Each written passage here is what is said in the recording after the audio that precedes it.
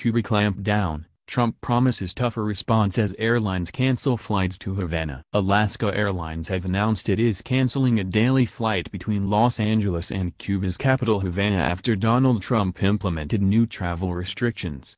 Alaska Airlines Los Angeles to Havana service will be discontinued from January 22, around a year a flight route was started. Several other U.S. airlines have ended or reduced their services to Cuba, including American, Southwest, Spirit, Frontier, and Silver Airways. The Trump administration last week unveiled new travel regulations which make it tougher for Americans to travel to Cuba despite hundreds of thousands of U.S. tourists flocking to the island nation.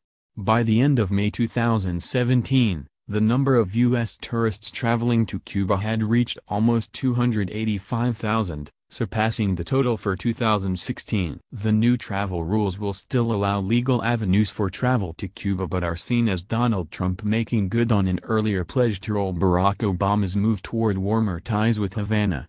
The regulations include a ban on Americans doing business with around 180 Cuban government entities and tourism companies. 2 years before he left office, Obama had taken the dramatic step of renewing ties with Cuba after half a century of hostility. The former U.S. president's pledge saw U.S. hotel chains sign deals and airlines and cruise ships schedule dozens of tours to Havana and other Cuban cities.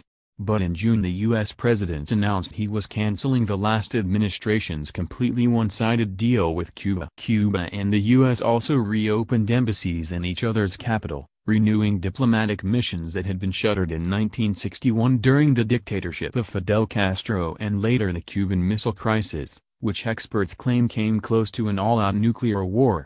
Alaskan Airlines said it will redeploy the aircraft to other markets with stronger demand. The company added that passengers who have tickets booked to Havana after January 22 will be rebooked on another airline at no additional cost or offered a full refund.